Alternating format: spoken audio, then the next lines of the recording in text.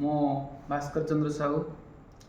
आज आम उपकूलवर्ती जिलागुड़ी को जो प्रतिवर्ष बात्यार प्रभाव आसूची बा साइक्लोनर प्रभाव आसूची से प्रभाव रक्षा पाई आम मैंने सरकार पाखे एक बृहत दाबी रखीचु जे प्रत्येक फनी अफेक्टेड बा साइक्लोन अफेक्टेड परिवार मानक एक 4 लाख टंकार बात्या निरोधी गृह जोगाई दि जाऊ।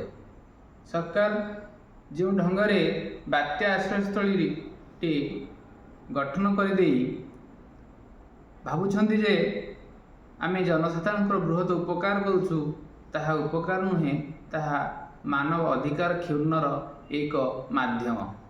कहीं ना गोटे बात्या आश्रयस्थली गठन करी से माने जो मानव अधिकार क्षुण्ण कर शह शह हजार हजार लोक नहीं विपद समय भर्ती कर दौरान जमी मेंढा पलंग भर्ती करा जाए।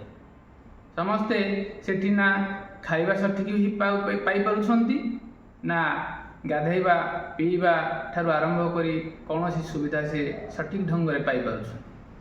गोटे कोठरी भितर समस्ते एक आबद्ध परिवेश भितर निजको संपूर्ण रूपे असहायक मन कर।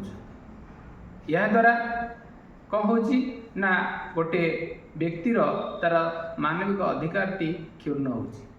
तेणु मोर सरकार को तथा आमर पुरी जिला प्राकृतिक विपर्यय क्रियानुष्ठान कमिटी तरफ दाबी रोची जे 4 लाख टंकार बात्यास्थली गृह जोगाई दि जाऊ, जहाँकि बात्या बा विपद निरोधी गृह भाव में परिचित हो। या द्वारा व्यक्ति तार स्वाधीनता पाइब, निज घरे से सुरक्षित ता परिवार सहित रही पार। तत्सहित गत फनी महाबात्या 2019 जो आसीथिला से जो भली भाव में पुरी जिला एवं तार निकटवर्ती जिला गुड़ी को क्षति पहुँचाई जाइए, से अनेक क्षति घटी, अनेक परिवार से क्षतिग्रस्त होते, धनजीवन नष्ट होता, किंतु सेथिरु वंचित हो जाइछंती अनेक क्षतिग्रस्त। ए पर्यंत से माने प्रतारित होई बसचंती। आज से माने लड़िबा को आछंती लोअर पीएमजी ठारू आरंभ करिवे, सचिवालय घेराव करिवे एवं सेठारे से माने तांकर निजर दाबी जो प्रतारित होइछंती से दाबी पूरण पाई आज सरकार पाखरे दाबी उपस्थापन करिवे। तेणु सरकार को निवेदन एई क्षेत्र में स्वतंत्र ध्यान दे आमर साधारण जनता स्वाधीनता को अक्षुण्ण रखु। तत्सहित आमर से आउ गोटे दाबी रही जे धनुआ बन्यार स्थायी प्रतिकार एवं सातपड़ारू जन्नीकुदा पर्यंत जो ब्रिज निर्माण दाबी रही सेठी ब्रिज निर्माण करा जाऊ।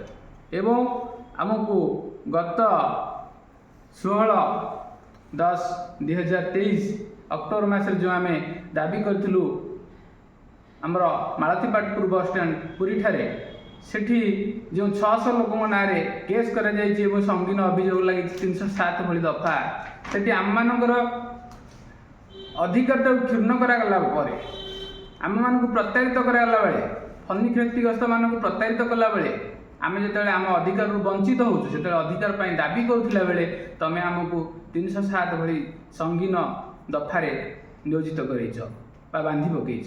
तेणु आम सरकार पाखे निवेदन करूँ एवं दाबी करूँ जे ये समस्त केस को आम ठार विथड्रॉल करा जाऊ। एवं परिशेष में एति सरकार को कहबी जे प्रत्येक दाबी ये जनगणकर अधिकार, तेणु ये अधिकार को जनगण को फेराई देवा सरकार गोटे दायित्व रही।